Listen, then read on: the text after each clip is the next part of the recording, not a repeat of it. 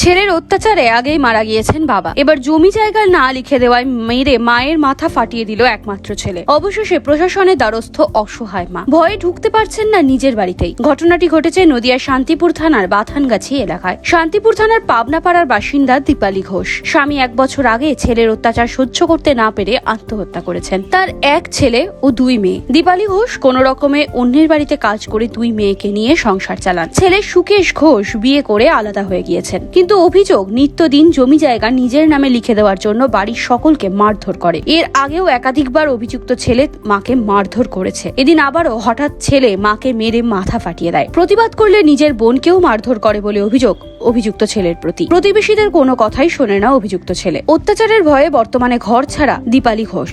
অত্যাচার সহ্য করতে না পেরে থানার দ্বারস্থ হয়েছেন তিনি। মায়ের অভিযোগ নিত্যদিন ছেলে মদ্যপ অবস্থায় বাড়িতে এসে অকথ্য ভাষায় গালিগালাজ করে এবং মারধর করে। তিনি চাইছেন প্রশাসন দ্রুত ব্যবস্থা গ্রহণ করুক, যাতে সুষ্ঠুভাবে তিনি বাড়িতে বসবাস করতে পারেন, এবং ছেলের আইনত শাস্তিও দাবি করেছেন দীপালি ঘোষ। আপনার মাথাকে ফাটিয়ে দিল ছেলে। কেন?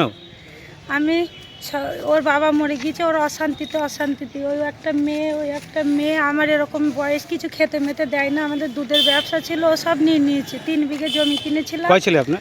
একটাই ছেলে। ছেলের বেশি বয়স হয়নি, 18 বছর বয়স থেকে বদমাইশ হয়ে গিয়েছে।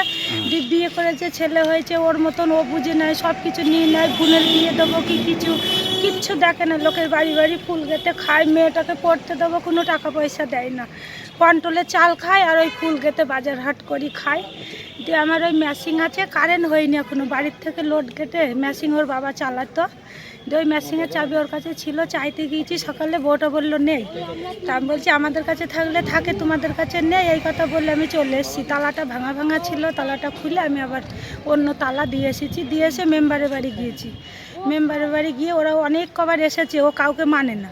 দিয়ে মেম্বার বললো কি যে কাকি, ওর বাবা বলছে তাহলে এরকম, তাই তো। আরও 2 জনা ছিল দাঁড়িয়ে, তারা বলছে তাহলে লোকজন নিয়ে আরেকবার বস। বলছে না, ও খুব বদমাইশ, ও শুনবে না, থানায় না দিলে আইনে যাক, নাই ভয় পাচ্ছে না কাউকে। আপনাকে মারলো কখন? হ্যাঁ, দিয়ে তারপর ওদের বাড়ি থেকে ঘুরে এসে আজকে দুয়ারে সরকার বসবো, ওদেরকে কাগজ মাগজ জমা দেবো বলে, স্বাস্থ্যসাথী কার্ড আর ওর বাবা মরে গিয়েছে বিধবা ভাতা জমা দেবো বলে কাগজগুলো নিচ্ছি। বাড়ি থেকে বউ এসে বলেছে ও গরু দোয়াতে গিয়েছিল।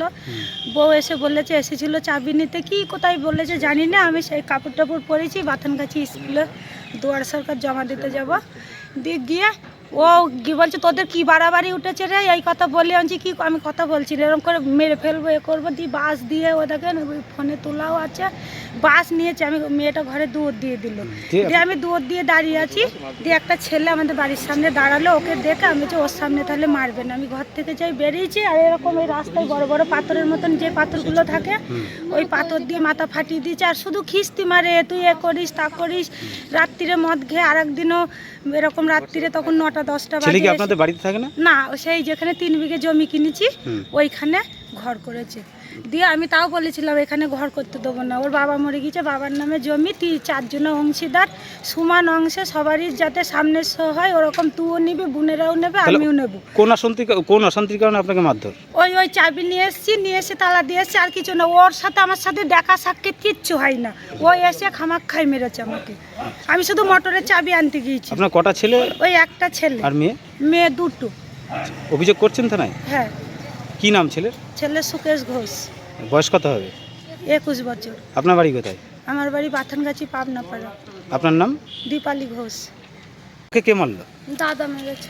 তোমার সামনেই? হ্যাঁ, আমি ছিলাম, আরো পাড়ার অনেকে ছিল। মেরেছে কারণ ওই যে ওর জমি জায়গা, ওখানে সর্ষে টর্ষে লাগায়, মা কিছু চাইলে দেয় না। দিয়ে মা বলেছে যে তোর ভাগের টুকু তুই চাষ করবি, আমাদের টুকু আমরা যেমন পারি খাবো, ও সব নেবে। এর জন্য মার কাছে গিয়ে বলে যে ওকে জমি জায়গা দিয়ে দিতে। বাবা বেঁচে থাকতে বাবাকে বলতো যে সব বাবাকে দিয়ে দিতে, মানে দাদার নামে লিখে দিতে। বাবা কি কারণে মারা গেল? বাবা ওর সঙ্গে অশান্তি করেই ঘরেও ফরমাইল এনে রেখেছিল, আমাদের দুধ ছানার ব্যবসা, ওই কিনে এনেছিল ফরমাইল। ও কি নেশা টেশা করে? হ্যাঁ, ও করে। দিয়ে ওর সঙ্গে সেদিন ঝগড়া হয়েছিল, দিয়ে বাবা ওইটা খেয়ে মরে গেছে। আবার বাবা- মাকেও বাবা মারধর যখন করছে। মাকে এখনো মারছে, আমাদেরও মারতে আসে, আমাদের দুই ভাই আমাদের সবাইকে যাতা খিস্তি দেয়। এর আগেও মারধর করেছে। হ্যাঁ, বাবাকেও মারতো বাবা বেঁচে থাকাকালীন, এখন মাকে মারে, আমাদের মারতে আসে। তোমাদের সামনে মাকে মারলো, প্রতিবাদ করেছে? হ্যাঁ, আমরা প্রতিবাদ করলে আমাদের মারে। আমার ছোট বোন যদি কিছু বলতে যায়, ছোট বোনকে দাদার যাতা নাম কি? খিস্তি দেয়, সুকেশ ঘোষ। কি চাইছো তোমরা এখন? এখন চাইছি ওর মতো, ওর যেটুকু বাবার সম্পত্তি সমান আইনি, তো ও যতটা পায় ও নেবে, আমাদের যতটুকু আমাদের নিয়ে আমাদের মতো থাকতে দেবে, যাতে অশান্তিটা করতে না আসে, বারবার যাতে মাকে মারতে না আসে, আমাদের মারতে না থানায় আসে। অভিযোগ করেছো? করবো, এখন এই যে এগুলো লিখলাম। কোথায় বাড়ি তোমার? আমার বাড়ি বাথানগাছি, পাবনাপাড়া। তোমার নাম? আমার নাম Priya Ghosh. Bureau report, NBTV.